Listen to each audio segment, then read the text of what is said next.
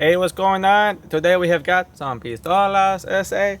We're going to be shooting all kinds of 1911s. Wait, let's go. Okay, mira.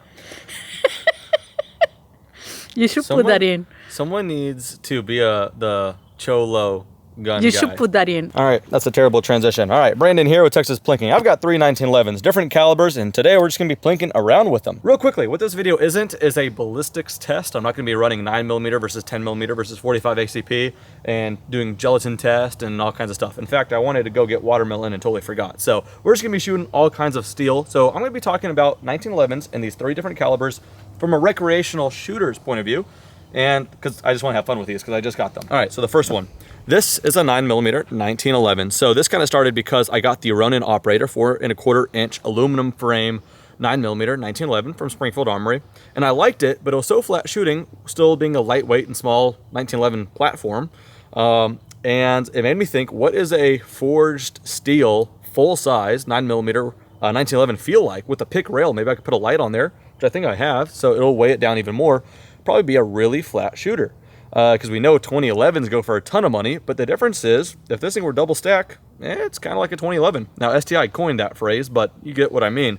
Really, really nice trigger, 9mm flat shooting range day gun, super cool. Moving up from that, we got a 45 ACP. This is a Springfield Armory Master Class. This was the collaboration with Larry Vickers and Wilson Combat with Springfield Armory. So it's got the Wilson disconnector and hammer. Some Larry Vickers add-ons here that he kind of teamed up with Wilson Combat to get that kind of combat sight, and then of course everything that we like from Springfield Armory. If you couldn't tell, I really like Springfield Armory guns, especially their 1911s and their M1As, and I could keep going. Anyway, and then this one I am so pumped about. I've said that about each one of these, but you know what? I'm just excited. 10mm, my first pistol, handgun type pistol, 10mm. Other than that, this is only my second 10mm in my collection. The other one is a CMMG Banshee. Technically a pistol, yes, but not a handgun. This thing is super freaking cool though for my quick shots with it. When you go with the operator, TRP operator from Springfield Armory in 10mm, you could get 5-inch barrel or 6-inch. I will say, I think that 5-inch looks really, really good. But if I'm already gonna be different and get 10mm, give me that extra inch, get that 10mm a little bit more potency. Show you guys the rounds real quickly. Now, before anyone yells at me saying you're shooting 10mm steel case, I'm actually not. Ammo is hard to come by right now, as you guys know, but I did find quite a bit of aluminum case 10mm. From my quick research on it, I'm sure you guys will be happy to tell me I'm wrong. It seems to be as healthy as brass, but you just can't reload it. Nah, whatever. Yesterday, I got my first impressions on these, like I said, but I worked up. I went 9mm 45-10.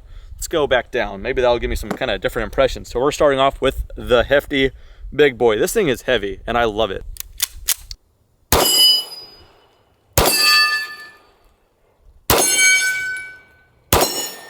Great sights. These are 3-way tritium sights, adjustable windage and elevation. I really like that configuration.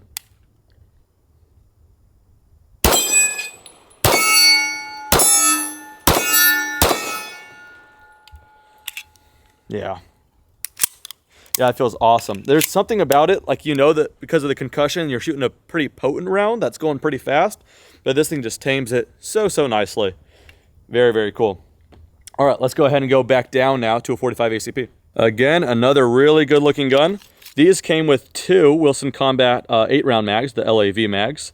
Very, very cool. These were a pretty limited run. If I'm not mistaken, I think it was 800 made or something like that, so I'm super happy I have one. Yeah, good old 45 1911 though.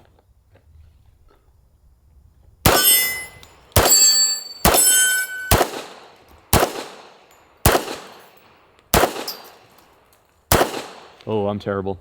It's funny though, the recoil impulse going from the 10mm to this one, I never thought a 45 1911 would feel soft. That's not harsh at all. In fact, it tames it really well for the recoil, or considering the cartridge. But yeah, the 45 all of a sudden feels really, really docile. All right, now specifically, I forgot the name of this one. I think it was the Range Officer Operator, something like that. Came out of the box with red fiber optics sight, the front sight. I like the green, but it came with green too, so I just swapped it out, nice and easy. And then the grips were wood. I really like that contrast between black and green, if you couldn't tell from the other two. So I put lock grips, L-O-K, lock grips on here. And this is a pretty sweet setup. All right. Let's mess with that Texas Star a little bit.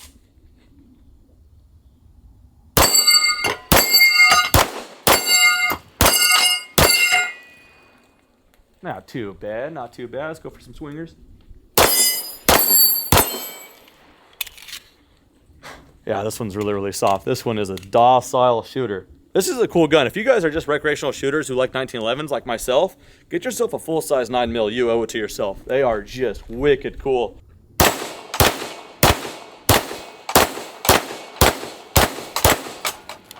I was trying to go a little faster than I can handle there. Had to tame it down a little bit. All right, so here's the thing. I got the 3 guns here. We're at the Bellagio, about to make a water show. I don't know what to start with, so I'll just dump 3 loaded mags in my pocket, whatever I grab, and that's a 45. And next, that's a 9mm.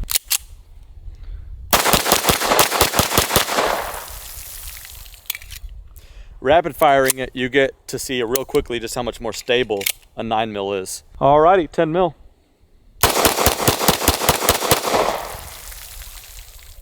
Shoot, that's a fun one, man. If I have to pick a favorite between these 3, I really can't. I have to tell you, it depends, and people don't really like to hear that. But I think this 9mm 1911 for a recreational kill steal kind of range day that everyone will love, very, very cool. Maybe it's my favorite in that department there. 10mm though, especially in this size, you probably won't be concealing this one. But for range day as well, kind of showing off to friends, very cool, but also serves pretty functionally if you're, self-defense against bears in a woods walk or something like that, or other animals, or hunting, of course. That's a big thing with handgun 10mm. Very, very cool option. And I say that, and yet still, if I had to pick one of these to keep for the rest of my life, and I can't pick the others, if I can only have one 1911, it has to be a 45. So I don't really know what kind of conclusion I'm trying to draw here. There really isn't. If you can do it, get all 3. They're pretty sweet. One more time, just have to get a close-up of this thing. It is just a sweet looking gun.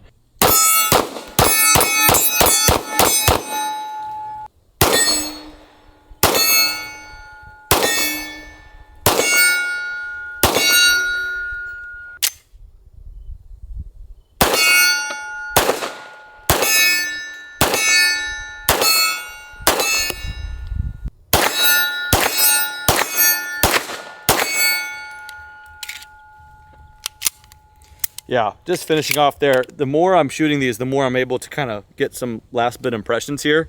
They are what you think they are. Even with the 6-inch barrel, the 10mm is the more potent one with 45 underneath that, and the 9mm way under both of those. Capacity is one thing. I think you're gonna have 7 normally, but 8 on this specific 45. I think you got 8, you got 9 on both the 9mm and the 10mm. You could get extended mags for all of them to make that 8 and to make these 10, if you so wish. But other than that, I mean, really, really sweet from recreational kind of shooting like me. I need any excuse I can get to have different calibers and different guns. And the 1911 is just the type of gun that I would want 2 of the same guns just because one has different grips. They're the most collectible gun to me, so I'm real happy with this trio, as you could imagine. Anyway, guys, that's going to do it for this video. Thank you guys so much for watching. Catch you guys next time. Take care.